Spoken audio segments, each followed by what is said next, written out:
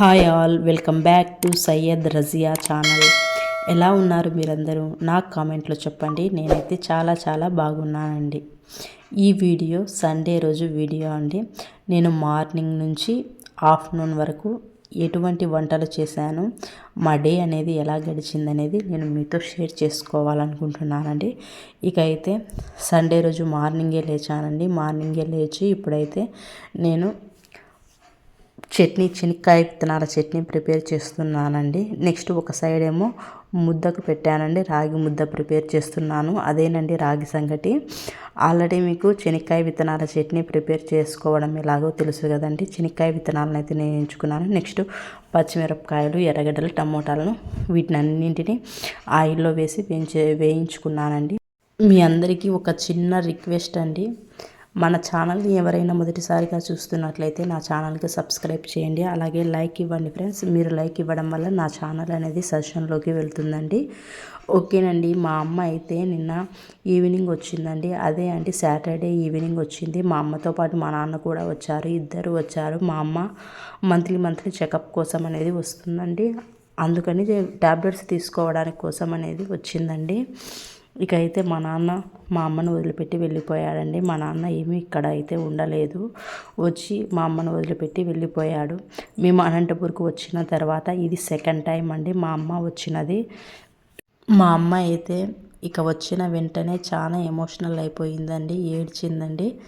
ఎందుకు ఏడ్చిందో నేను ఈ వీడియోలో లాస్ట్లో అనేది యాడ్ చేస్తాను, చూడండి ఫ్రెండ్స్, కంపల్సరిగా చూడండి. మా అమ్మ ఎందుకు ఏడ్చింది, ఏమిటి, ఏం కథ అనేది కంపల్సరిగా వాచ్ చేయండి, చాలా బాగా ఉంటుందండి. నెక్స్ట్ ఏమో ఇక్కడ నేను పల్లీలు వేయించేసుకున్నానండి. నెక్స్ట్ కొత్తిమీరను కూడా పెట్టుకున్నానండి. ఒక సైడ్ ఏమో రాగి ముద్దను కూడా పెట్టేశాను. ఇక అయితే మిక్సీ గిన్నెలోకి నేను చెనిక్కాయ విత్తనాలను కూడా యాడ్ చేస్తున్నాను. అలాగే కొద్దిగా ఉప్పును కూడా యాడ్ చేస్తున్నాను. ఈ చెనిక్కాయ విత్తనాల చట్నీ అనేది ఇక అందరికీ తెలిసి ఉంటుంది కదండి ప్రాసెస్. అందుకే నేను ఈ వీడియోలో ఏమీ ఎక్కువగా ఎక్స్ప్లెయిన్ చేయడం లేదండి. ఈరోజు సండే అయినప్పటికీ మా ఆయనకు స్కూల్ ఉంటుందండి. అందుకే మాకైతే చికెన్ అనేది తెచ్చిచ్చి స్కూల్కు వెళ్ళిపోయాడండి. నేనైతే ఈరోజు మధ్యాహ్నం లంచ్లోకి చికెన్ బిర్యానీ ప్రిపేర్ చేస్తున్నానండి. ఈ చికెన్ బిర్యానీ అనేది ముస్లిం స్టైల్లో ప్రిపేర్ చేస్తున్నానండి. నేను ప్రిపేర్ చేసే చికెన్ బిర్యానీ చాలా బాగుంటుందండి. కంపల్సరీగా వాచ్ చేయండి ఫ్రెండ్స్. మీరు కూడా ఒకసారి ఇంట్లో ట్రై చేసి చూడండి. ఇక అయితే చట్నీని ఒక గిన్నెలోకి తీసేసుకున్నానండి. మా అమ్మ అయితే రాగి సంగటి గెలుకుతోంది చూడండి. మా అమ్మ అయితే ఏం టిఫిన్ చేసుకుందామంటే రాగి సంగటి ప్రిపేర్ చేసుకుందామని చెప్పింది. అందుకే రాగి సంగటి ప్రిపేర్ చేస్తున్నానండి. నెక్స్ట్ నేను ఇప్పుడు చికెన్ బిర్యానీ ప్రిపేర్ చేయడం కోసం చికెన్ని మ్యాగ్నేట్ చేస్తున్నానండి. దానికోసము నేను ఒక 3/4 kg కన్నా కొద్దిగా తక్కువ ఉందండి చికెన్ ఇది. దీనిని ఒక 3-4 టైమ్స్ అనేది బాగా నీట్గా వాష్ చేసుకోవాలండి. నీట్గా వాష్ చేసుకున్న తర్వాత దాంట్లోనికి నేను ఒక 1.5 స్పూన్ వరకు ఉప్పును యాడ్ చేశానండి. నెక్స్ట్ మనము దీనిలోనికి 1/2 టేబుల్ స్పూన్ అంతా పసుపుని యాడ్ చేయాలి. ఎప్పుడైనా సరే మనం చికెన్ని చాలా నీట్గా వాష్ చేసుకోండి ఫ్రెండ్స్. నెక్స్ట్ ఇక్కడ ఒక 2 టేబుల్ స్పూన్ల అల్లం వెల్లుల్లి పేస్ట్ని యాడ్ చేశాను. అలాగే 1.5 స్పూన్ వరకు మీరు కారాన్ని యాడ్ చేసుకోవచ్చు అండి. నాకైతే మా పిల్లలు ఉన్నారు కదండి, చిన్న పిల్లలు, అందుకే నేను ఎక్కువ స్పైసెస్ మటుకు యాడ్ చేయనండి. నేనైతే కారాన్ని ఒక 1.5 స్పూన్ వరకు యాడ్ చేశానండి. నేనైతే కొద్దిగా తక్కువగానే మసాలాలను కూడా యాడ్ చేస్తానండి. కంపల్సరీగా వాచ్ చేయండి ఫ్రెండ్స్, చాలా టేస్టీగా ఉంటుంది. నెక్స్ట్ నేనైతే 1.5 స్పూన్ వరకు గరం మసాలా పొడిని యాడ్ చేశానండి. అలాగే 1.5 స్పూన్ వరకు ఆచి బిర్యానీ మసాలా పౌడర్ను కూడా యాడ్ చేస్తున్నాను చూడండి. మనము దీనిలోనికి కంపల్సరిగా నిమ్మకాయను మటుకు యాడ్ చేయాలండి. నిమ్మకాయ టేస్టే మనకు చికెన్ బిర్యానీకి టేస్ట్ అనేది వస్తుందండి. కంపల్సరిగా నేను ఒక నిమ్మకాయ మొత్తం యూస్ చేస్తానండి. నెక్స్ట్ మనము దీనిలోనికి ఇంకా ధనియాల పొడిని కూడా యాడ్ చేయాలండి. నెక్స్ట్ మనం ఇక్కడైతే కొద్దిగా నూనెని యాడ్ చేయాలి. అలాగే పెరుగును కూడా యాడ్ చేయాలండి. నెక్స్ట్ మనము ఒక నిమ్మకాయను కూడా యాడ్ చేయాలండి. మనం ఎప్పుడైనా సరే నిమ్మకాయను యాడ్ చేస్తే టేస్ట్ అనేది చాలా బాగుంటుందండి. నెక్స్ట్ నేనైతే ధనియాల పొడిని కూడా యాడ్ చేసి బాగా మిక్స్ చేసుకోవాలండి. మసాలాలు మొత్తం చికెన్కు పట్టేంత వరకు మనం బాగా మిక్స్ చేసుకోవాలి.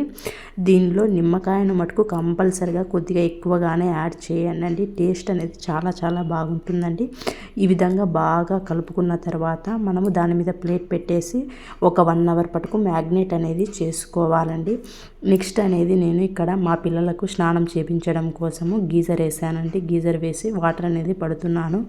ఇక అయితే మా అమ్మనే స్నానం చేపిస్తుందండి. మా అమ్మ ఇక్కడికి వస్తే మా అమ్మనే స్నానం చేపిస్తుంది. ఇక అయితే మా పిల్లలు నాతో అనేది స్నానం చేపించుకోరండి.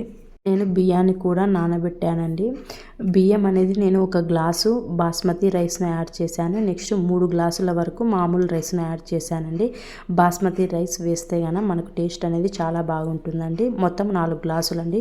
ఇక్కడైతే ఎర్రగడ్డలు కూడా మా అమ్మ కట్ చేసి ఇచ్చింది. నెక్స్ట్ ఈ విధంగా కొత్తిమీర, నెక్స్ట్ పుదీనాను కూడా మనము కట్ చేసుకొని పెట్టుకోవాలండి. ఇక్కడ చూడండి మా అమ్మ టీ అనేది రెడీ చేస్తుందండి. మేమైతే టిఫిన్ చేసిన తర్వాత కంపల్సరిగా టీ అనేది తాగుతామండి. ఇక్కడైతే సమయం వచ్చింది కాబట్టి నేనైతే మా అమ్మ గురించి కొన్ని విషయాలు అనేది మీతో షేర్ చేసుకోవాలనుకుంటున్నానండి. నేను స్కూల్కి వెళ్ళే సమయంలో మా అమ్మ నాతో ఒక్క పని కూడా చేపించేది కాదండి. అట్లీస్ట్ సామాన్లు తోమని చెప్పినా కూడా నేను తోమేదాన్ని కాదు. నెక్స్ట్ అన్నం వంచు అని చెప్పినా కూడా అన్నం కూడా వంచేదాన్ని కాదండి. ఎప్పుడు స్టడీస్ మీదనే ఎక్కువగా ఉండేదాన్ని. మా అమ్మ అయితే ఒక్క మాట కూడా అనేది కాదండి. మా అమ్మనే వర్క్స్ మొత్తం చేసుకునేదండి. నేనైతే పెళ్ళి కాకముందు అస్సలు వంట రూమ్లో కూడా అడుగు పెట్టేదాన్ని కాదండి. జస్ట్ పెట్టుకొని తినేంత వరకే నా వర్క్ అండి. ఎప్పుడు కూడా వంట చేసినేదాన్నే కాదు. ఎప్పుడైనా మా అమ్మ ఊరికి వెళ్తే అన్నం పప్పు చేసేదానండి, అంతే. ఇక అవి 2 తప్ప నాకు ఏ వంటలు రావండి. నెక్స్ట్ టీ పెట్టడం మాత్రమే వచ్చు. నెక్స్ట్ ఇప్పుడైతే నేను ఒక పెద్దది సెరవ తీసుకున్నాను చూడండి. ఇది మందంగా ఉండాలండి సెరవ. ఈ సెరవలోకి మనం వాటర్ అనేది ఎక్కువగా వేయాలండి. వాటర్ ఎక్కువగా వేసి వంచుకోవడానికి కాబట్టి వాటర్ అనేది ఎక్కువగా వేసి దాంట్లోనికి బిర్యానీ ఆకు, 2 చెక్క, 2 లవంగాలు, యాలకులు, నెక్స్ట్ కొన్ని మిరియాలు కూడా యాడ్ చేయాలి. అలాగే కొద్దిగా ఉప్పును యాడ్ చేయాలి. నెక్స్ట్ నూనెను కూడా యాడ్ చేయాలండి. నెక్స్ట్ ఈ సైడ్ నేను ఇంకొక సెరవ పెట్టుకున్నాను అండి. సెరవను పెట్టుకొని దాంట్లోనికి నేను ఆయిల్ అనేది యాడ్ చేశానండి. ఆయిల్ని యాడ్ చేసి దాంట్లోని కూడా 2 చెక్క, 2 లవంగాలు, నెక్స్ట్ యాలక బుడ్డ కూడా యాడ్ చేయాలి. నెక్స్ట్ ఒక బిర్యానీ ఆకు కూడా యాడ్ చేయాలండి. యాడ్ చేసి అవి బాగా వేగిన తర్వాత మనము కట్ చేసుకున్న ఆనియన్ను యాడ్ చేయాలండి. నేనైతే ఇక్కడ చెక్క, లవంగాలు, యాలకులు, బిర్యానీ ఆకు మాత్రమే యూజ్ చేస్తానండి. నేను జాపత్రి, మరాఠీ మొగ్గ ఇవన్నీ కూడా యాడ్ చేయనండి. అయినప్పటికీ కూడా బిర్యానీ అనేది చాలా చాలా టేస్టీగా ఉంటుందండి. ఆనియన్స్ని మటుకు ఎప్పుడైనా సరే మనము ఎర్రగా వేయించుకోవాలండి. అప్పుడు మాత్రమే చికెన్ బిర్యానీ అనేది టేస్టీగా ఉంటుందండి. నేను ఇక్కడ చూపిస్తున్నాను చూడండి. ఈ విధంగా మనము ఎర్రగా అయ్యేంత వరకు మనము వేయించుకోవాలండి. నెక్స్ట్ దీనిలోనికి పుదీనా, కొత్తిమీరను కంపల్సరిగా యాడ్ చేయండి ఫ్రెండ్స్. టేస్ట్ అనేది చాలా చాలా బాగుంటుందండి. కంపల్సరిగా మీరు ఆనియన్ మటుకు ఎర్రగా వేయించుకోండి. పుదీనా, కొత్తిమీర కూడా బాగా వేగిన తర్వాత మనం దానిలోనికి మ్యాగ్నేట్ చేసి పెట్టుకున్న చికెన్ను మనము యాడ్ చేయాలండి. చికెన్ను మనం యాడ్ చేసి బాగా కలియబెట్టాలండి. బాగా కలియబెట్టాలి. ఈ విధంగా బాగా కలియబెట్టిన తర్వాత నెక్స్ట్ ఈ గిన్నెలో కూడా కొద్దిగా మసాలా సైడ్లకు ఉంటుంది కదండి, కొద్దిగా ఆ వేడి వాటరే మనం పక్కన ఎసురుకు పెట్టాము కదండి, ఆ వేడి నీళ్ళే గెంటెతో ఈ విధంగా వేసుకొని మనము తొలిపి దాంట్లోకే వేసేసేయాలండి. నేనైతే ఇదే విధంగానే చేస్తాను. ఓకేనండి, మీరు కూడా ఇలాగే ఫాలో అవ్వచ్చు మీకైతే నచ్చితే కనుక. నెక్స్ట్ మనము ఈ చికెన్ని బాగా ఉడికేంత వరకు మనము ఉడికించుకోవాలండి. ఇది మటుకు కంపల్సరీ. చికెన్ అనేది ఉడకకముందే మనము దీంట్లోనికి బియ్యాన్ని వేసేయకూడదండి. నెక్స్ట్ మనము ఎసురు కాగిన తర్వాత ఎసురులోనికి బియ్యాన్ని యాడ్ చేయాలండి. బియ్యం వేసే క్లిప్ అనేది మిస్ అయిపోయిందండి. నెక్స్ట్ మనము బియ్యం అనేది ఒక 70% వరకు మాత్రమే ఉడికించుకోవాలండి. మధ్యలో ఇట్లా తుంచితే కనుక తునిగిపోవాలి. అటువంటి స్టేజ్లోనే మనము వడపోసేసేయాలండి బియ్యాన్ని. చికెన్ మటుకు మెత్తగా ఉడికించుకోవాలండి. నేనైతే ఈ 2 కంపల్సరిగా ఫాలో అవుతానండి. నెక్స్ట్ మనము బియ్యం అనేది బాగా ఉడికిన తర్వాత మనం బొక్కల గిన్నెలోకి ఈ బియ్యాన్ని అనేది వడపోసుకుందామండి. నేనైతే ఇక్కడ బియ్యాన్ని ఈ విధంగా తుంచి చూపిస్తున్నాను చూడండి. ఈ విధంగా మధ్యలోకి తునగాలండి. ఇప్పుడైతే నేను బియ్యాన్ని వడపోసుకుంటున్నానండి. కంపల్సరిగా బియ్యాన్ని మటుకు 70% ఉడికిన తర్వాత మాత్రమే వడపోయండి ఫ్రెండ్స్. అప్పుడు మాత్రమే మనకు రైస్ అనేది మెత్తగా ఉంటుంది. లేకపోతే ముందుగానే వడపోస్తే బియ్యం అనేది ఉంటుందండి, టేస్టీగా ఉండదు. 70% ఉడికిన తర్వాత మాత్రమే బియ్యాన్ని మనము వడపోసుకోవాలండి. ఇక్కడైతే చికెన్ కూడా ఉడికిపోయిందండి. నేనైతే దించేసుకున్నాను. నెక్స్ట్ రైస్ చూడండి, కొద్దిగా రైస్ అనేది నేను ఇప్పుడు అనేది ఎక్కువగా వేసానండి. అందుకే నేను కింది లేయర్ రైస్ వేసానండి. లేకపోతే కింద కొద్దిగా ఆయిల్ను యాడ్ చేసి నెక్స్ట్ దానిపైన కొద్దిగా రైస్ని యాడ్ చేసేదాన్ని. కానీ ఇప్పుడు రైస్ ఎక్కువగా ఉండడం వల్ల డైరెక్ట్గానే నేను రైస్ని యాడ్ చేశానండి. ఏమీ లేదండి, ఒక లేయర్ ఏమో రైస్ను యాడ్ చేయండి, ఒక లేయర్ ఏమో చికెన్ యాడ్ చేయండి. ఈ విధంగా మొత్తం రైసు చికెన్ అయిపోయేంత వరకు మనం ఈ విధంగానే చేయాలండి. ఇక మిగిలిపోయిన చికెన్ పులుసును మనము పైన వేసేసేయాలండి లాస్ట్లో. అంతేనండి, మనము సింపుల్గా ఇంట్లోనే ప్రిపేర్ చేసుకోవచ్చు. బయట నుంచి కూడా మనము ఎటువంటి చికెన్ బిర్యానీస్ ఇవన్నీ మనం తెచ్చుకోవాల్సిన అవసరం లేదండి. ఇక హోటల్ స్టైల్లో కావాలంటే మనం ఆల్రెడీ బాస్మతి రైస్ను కూడా యాడ్ చేస్తున్నామండి. కంపల్సరిగా ఇది హోటల్ స్టైల్లోనే ఉంటుందని నేనైతే చెప్తానండి. నేనైతే దీనిలో ఎటువంటి టేస్టింగ్ సాల్ట్ని యూస్ చేయను, అలాగే కలర్స్ను కూడా యూస్ చేయనండి. మనము టేస్టింగ్ సాల్ట్ అనేది యూస్ చేస్తే అదే అండి అజినోమోటో సాల్ట్ని యూస్ చేస్తే మన హెల్త్కి అనేది మంచిది కాదండి. చాలా ప్రాబ్లమ్స్ అనేవి వస్తాయండి. అలాగే కలర్స్ను కూడా మనం యూస్ చేయకూడదండి. ఈ విధంగా మనకు కలర్ వచ్చింది కదండి చికెన్లోనే, మనకు అదే కలర్ సరిపోతుందండి. ఒక్కసారి నేను చెప్పిన విధంగా ట్రై చేయండి ఫ్రెండ్స్. కంపల్సరిగా మీరు ఎటువంటి పరిస్థితులలోనూ టేస్టింగ్ సాల్ట్ మటుకు అస్సలు యూస్ చేయొద్దండి. ఈ విధంగా మనము అన్ని లేయర్స్ అనేవి వేసుకున్న తర్వాత నెక్స్ట్ మనము దీనిపైకి క్లాత్ అనేది చుట్టాలండి. నేను చూపిస్తాను చూడండి. ఆవిరి అనేది పైకి పోకోకుండా నేనైతే క్లాత్ అనేది చుడతానండి. ఇక్కడ చూడండి, నేను క్లాత్ను కడుతున్నాను. మా బాబుదైతే టీషర్ట్ ఉంటే పాత టీషర్ట్ ఉంటే ఆ టీషర్ట్నే కడుతున్నాను చూడండి.